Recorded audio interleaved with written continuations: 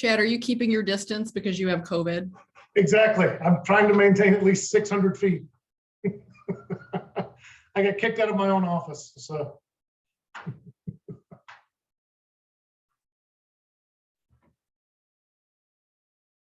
Plus, it looks like I have no friends here, so it's just me sitting by myself.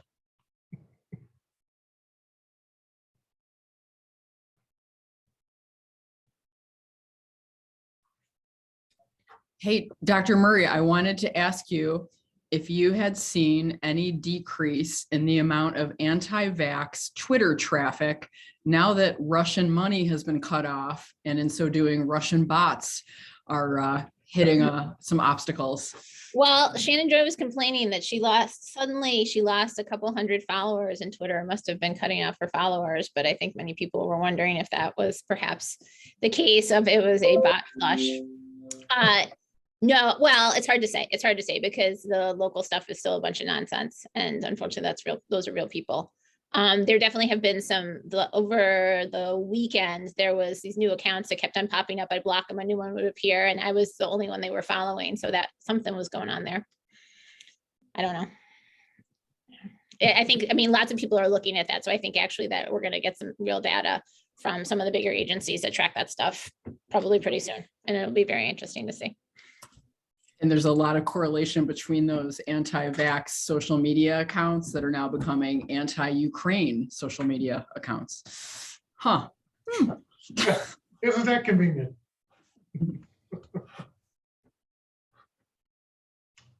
All right, it's 12:15. We still got quite a few people probably planning to join, I would guess. So give it another minute or so. I apologize. This camera in this room automatically adjusts. So if I go quiet for more than a second, it will just zoom out, waiting for someone else in the room to talk. So if it looks like I'm just getting farther away, that's not intentional.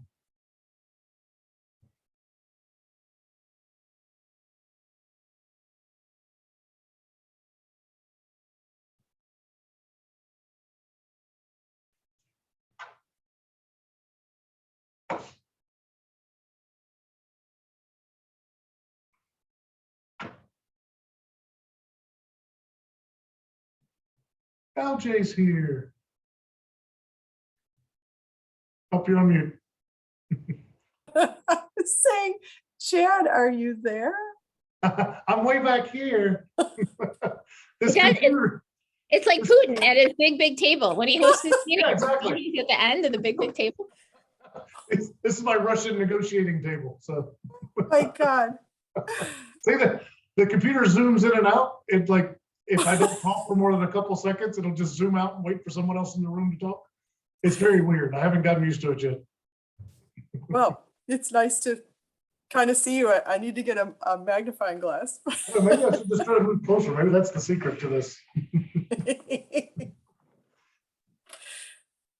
I still haven't really figured out this room. All right, well, it's 12:17. Maybe we should go ahead. We're at kind of our cruising altitude of people. So welcome everybody. Sorry that my office is currently being destroyed. So I'm coming from a new location. I apologize in advance. As I was just saying, this camera auto zooms in and out and I have no idea or ability to control it. So if I just suddenly get way distant, it's not me just playing with your mind. So a couple updates, not a huge amount of information for me. Most of it is going to stem from the State of the Union address from last night. So as we all know from State of the Unions, sometimes things get said that don't necessarily get delivered on quite as quickly. So there's hope, but we'll see if it actually materializes. I think one thing we're all kind of intimately aware with now is that between the CDC relaxing masking mandates, local school systems, municipalities, we are definitely seeing an unraveling of masking mandates that is admittedly coinciding with a persistent decrease in new case incidence rates. So fortunately, it does seem that if we are not already in an endemic phase, that we are probably very close to it. And just like there was kind of discussion in the early days of what does it take to be a pandemic, now there's kind of the same conversation of what does it mean to be endemic.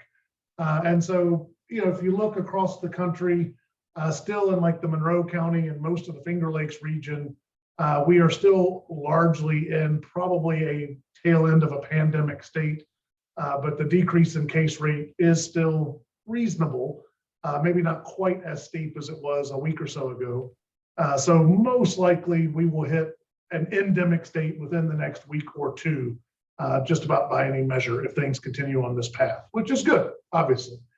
The concern is what is, we're still not certainly into the warmer weather. What is this relaxing of mask mandates going to do?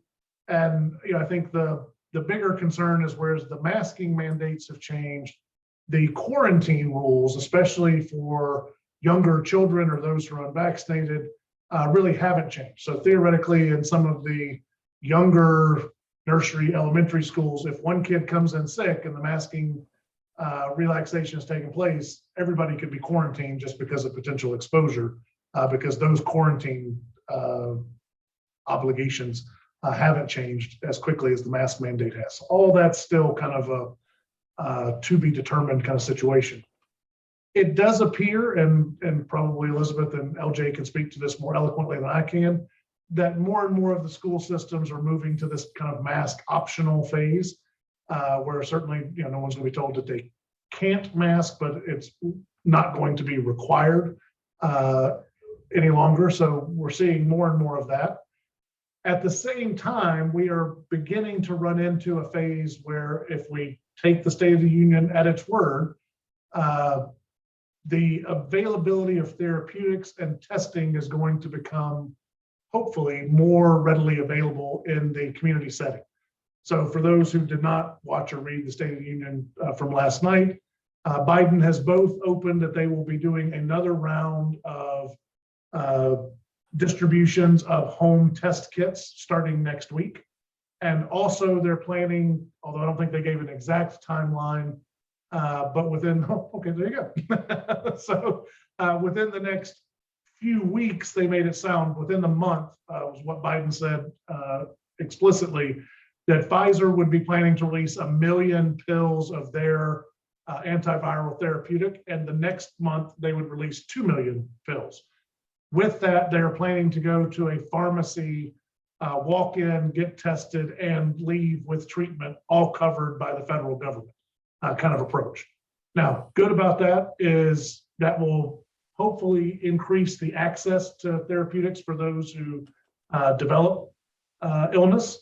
The downside is we're going to see a lot of people with viral syndromes who are walking into pharmacies, getting in line while you're there to get your Reese's eggs and whatever.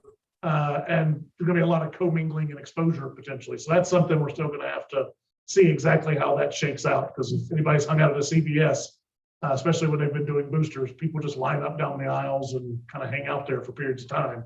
We may see something akin to that, especially if we start to see another surge. So that probably within the next 30 days is going to take place, but next week, folks will be able to order another round of home testing kits from the government. It did not sound like they were necessarily going to be able to order more this time. So I think last time it was 2 kits per address or something like that. So the knocks of what happens if you have a family of 5 and all of a sudden you just get 2 test kits, that part may not change until we get to the end of this month, where it'll be kind of the walk-in access for testing and treatment combined in community pharmacies. The other conversation has now been talked about quite a bit, is the potential of a 4th dose booster, and will that be required and necessary, especially with the Pfizer vaccine, and in younger children in particular. There is some evidence of maybe a more rapid waning of immunity in that group. And so the anticipation is that the booster may have a wane of immunity within as little as 3, potentially as much as 8 months. And therefore a 4th dose booster would be likely necessary as we get into the fall. I think we had always been discussing that most likely this will become at least a seasonal vaccination, much like the flu shot.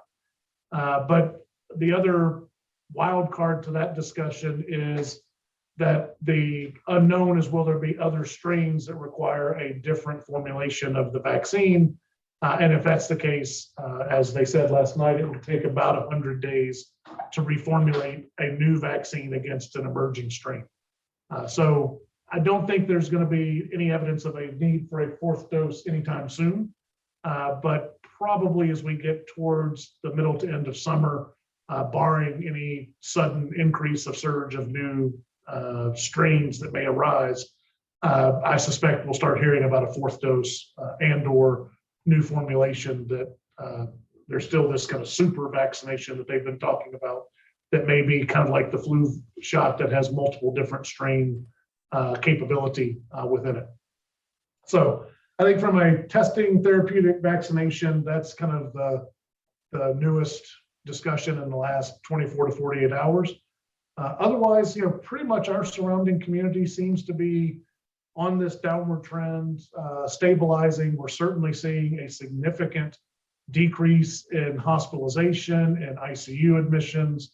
The census is falling pretty much at all hospitals, or the COVID census for sure is falling.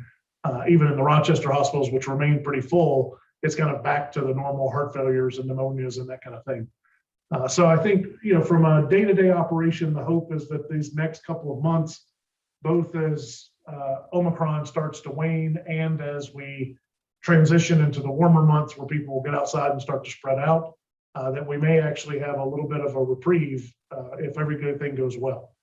We have not seen any major new strain surges on the horizon, which is good because historically, right as we start to come off of a surge, we start to hear rumblings of other strains in the global arrangement, and we have not heard about that as of yet. So the other thing that I think, obviously with the unrest and issues in the Ukraine right now, and the refugee repercussions that are coming from that, one of the concerns that was raised is that vaccination was not very plentiful in either the Ukraine or some of the countries that the refugees are fleeing towards. And so could that become a super spreader event in and of itself that could have worldwide ramifications as that population gets displaced and gets put into camps or temporary housing? So the implications even beyond the human interest of the war and the invasion may have global ramifications for sustaining or even furthering the pandemic that we haven't even begun to see yet. So that's obviously another concern that we'll have to kind of keep a lookout for and see what materializes from that. But I think that is all that I have new. I will turn it over to LJ and see if anything else comes to mind. Thanks, Chad. I'm actually going to let Elizabeth Murray go first because I know she can only be with us for a short while. So Elizabeth's going to give some information, then I'll wrap up after that. Hello. All right. Well, this week I don't have disinformation updates. I have what's called a series of unfortunate events. On that, I know that all of you received messaging from us that went out at the end of last week. End of the week before last. Sorry, I can't remember what day it is. That provided the infographic with information about the value of masking. Jane, I wonder if you just want to pop that up. Thank you so much. The value of masking regardless of mandates, the importance of vaccination, and also highlighting that schools are different settings than they are a form of congregate setting. And I'm just showing this again for anyone who might have missed it. It will be in our messaging from today. And I think that this messaging doesn't change in this. Whether or not it's heard and listened to, that's a whole different matter. But this was provided to all the schools before they made their decisions about whether to go mask optional. And I just want to highlight, I will say it here, it feels like all of this has been very premature and quick at a time where most of us are in environments where you can't open the windows in schools, kids can't be outside a great deal. We're distancing, we're doing 3-foot distancing in some instances. I think that the key things that we can do at this point now is to be vigilant in monitoring what is actually happening now. I certainly hope that we don't see a surge because we're seeing our rates drop across the community. But Elizabeth's point is a really good one. Our vaccine rates are not admirable across the country. We actually just hit the 41% mark in Monroe County. But if you look across the Finger Lakes region, we're at 36%. So we're pretty much very close to that national average. And that is for the kids 5 to 11. So I think that if people are asking you about the headlines that Elizabeth pointed out, it's really important that your comments around vaccine be focused around that vaccines are vital to keep kids safe from serious risks, serious infection, hospitalization, MISC. That's what the message has been all along. It's not a new message. And I think that I think we may have some very serious advocacy ahead of ourselves. I am concerned, having just seen a video recording of one of the local school board meetings in which it was implied that children with chronic medical conditions or who are immunosuppressed may not be safe in school now and may need to go on remote learning or have an alternate arrangement with BOCES. That if that is what is being said across multiple districts, we've got a problem here. That's a major equity issue. I think I would just ask all of you in your care of your families and patients, please share your stories, because I think you'll all have individual experiences with this. You'll have individual experiences as parents in school districts. But if we are collecting that information more broadly, hopefully we can have a stronger voice in trying to protect our kids, our most vulnerable kids, all of our kids. There is a lot of confusion from what we can see. This is again, just to people sharing quick text messages or snips of what's coming out from the various school districts. But as Elizabeth mentioned, as Chad mentioned, the masking mandate does continue for students and teachers who have been exposed and require quarantine, and those who have been infected and are coming back after the 5-day window. That is masks required, but we've already seen messaging that's gone out to parents saying it's optional. So I think it's going to, sadly, we all knew this was likely coming, and yet still the messaging is all mixed up every which way. So hopefully there'll be some clarity around that over the next few days. And then the last thing I just wanted to mention is, to remind folks again that we still do anticipate that the vaccination for our 6-month-olds up to age 5 will be approved likely in the month of April. So thank you to everybody who's already vaccinating and ready for that. And thank you for those of you who've reached out to us to be able to be ready to vaccinate that age group. We have definitive confirmation that the only place that kids will be able to get that vaccine is going to be in their primary care provider's office. And Golisano Children's is still planning on doing a centralized clinic, but that's a group that is vaccinated about 1,000 kids. They're not set up to vaccinate, 5,000 or 7,000 children. So your patients will be coming to you for that vaccination. And so if you're having any difficulty being ready for that, please let us know, and we're happy to support that. Jana has compiled a really nice toolkit for those practices who have not started vaccinating.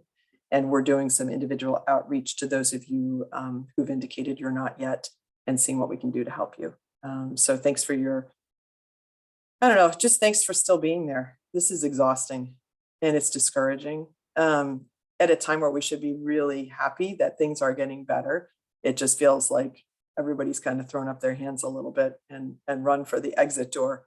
But hopefully we can move through this, and our kids will be okay. So if anybody has comments or questions, we'll take those. Dave Tobin had a question in the chat that I'm happy to speak to. So if we think back to one of my earliest presentations, I talked about how the FDA was asked to release 300,000 pages of documents, and the court said, you know, you have a certain amount of time to do it, and that got spun into they're not releasing it for 75 years. Since then, there was another lawsuit or another action in that, and that timetable was sped up. So in November, a lot of that data was released, and more is coming out soon. For whatever reason, even though it was out in November, some anti-vaccine groups are just picking up on part of the data document now, which includes the list of what is it? The adverse events of what's it called? Adverse events of special interest or special significance. And it's just a huge list of any possible thing that they could watch for. And that is being turned into a statement of these are 9 pages of reactions and problems that people in the trials had, which is not the case. We know for people who do research, and if you Google it, there's great explanations online about how these lists are always compiled ahead of time and are part of the monitoring system. I will give you an example. There are some genetic syndromes on there. There is broken legs, C-section. I mean, there's just any kind of possible thing that could happen to a person as they are in a study is listed, and that's why it's 9 pages long. So that is not a list of things that have happened to people in the study. Dave, did that help you out? Did that explain it? Yes, thank you very much. You are welcome. And I am seeing Carolyn Cleary's question about, Carolyn, I have just gotten the state guidance and we're reviewing this information, but you asked specifically whether home tests are going to be allowed now for negative tests. We know that they were allowed for positive tests before. And I have to be honest with you, I have not gotten to that point yet. We will find out that information and release it in, as long as there's something that's available, we'll release it later today. Okay, thanks. Yeah, Eric asked the same question, and the reason I'm asking is same as what he said, that apparently some parents have had email communication from schools stating this. Yikes. We'll find out. I did not see that one in the messaging that came up. But again, the messaging on the schools is almost like everybody's in their own fiefdom right now. So we will find that out because that should be clarified. And I will say, I mean, if you remember back when we had this conversation before, as the incidence drops, the sensitivity and specificity matter more, such that the risk of false negatives, false positives will grow with the antigen test as the community prevalence decreases. So if there was ever a time where PCR testing may be much more preferred, it may be when the incidence is actually very low because the confirmatory value is so much higher. And certainly PCR availability is certainly not the problem at the moment. So, you know, I know that the antigen tests are readily available, and that's another discussion, but that has been the implication that I've heard the same thing. I've not seen it officially published anywhere that it will be or that it should be allowed, but it doesn't necessarily jive with the scientific evidence that we've lived by up until this point, unfortunately. So, and Carolyn, I'm just going to add, looking at the information just really quickly, I was trying to multitask here. I think this is going to come down to what the counties actually state may be the issue. So I know that Monroe County, at least, and the other surrounding Finger Lakes counties are reviewing the state guidance carefully to see how that impacts their testing algorithms. So knowing how long that takes, I bet we will not have something out today. It may not be until Friday. If anything we get sooner than that to just provide some clarity. And obviously whatever clarity there is will be going back to the schools too. I think we're going to see a lot of things being sort of reposted and tuned up over the next few days. Thank you for bringing that question. I think there's another one in the chat. Yeah, I don't know who the Victor Health team is, but Victor Health team. Yes, I can speak to that. So a few weeks ago, the CDC released their updated guidelines. It had previously been updated in 2004, I think, and was definitely due for an update. The critical key component part of this is the data review started in 2019. And so all of the data that was used to put out this new policy statement is from 2019 and before. So yes, this is 100% something that the anti-masking, anti-COVID, whatever grifters have glommed onto, thinking they could just pass over that point, that it turns out the data is all from 2019 and before. So that is your very simple, easy response to people saying that the CDC is saying the kids are having developmental delays because of masking. Wasn't even looked at. And I love it how when I said that, it zooms in on chat. It's like, dun, dun. You say developmental delay and it immediately focuses on me, like that's somehow I did that. Oh, well, I don't know if anybody wants to unmute or say what they're seeing or how they're feeling in this, but you are welcome to do so. I'm not putting anybody on the spot, but it looks like our questions have slowed down. Any One other other thing I will comments? bring up while people are deciding if they have anything to say, just because the information is not quite as fast flowing, we've been talking about decreasing the frequency to going to every other week, at least for now. And then obviously, time to zoom back out again. If things heat up or if there's new information, certainly we could share it by email, or if there's something that we need to pull together sooner, we certainly can. But there's definitely not the frequency of information release as there was even a few weeks ago. So if that feels comfortable to everybody, we will plan on skipping next week and then going to every other week henceforth. Goodbye.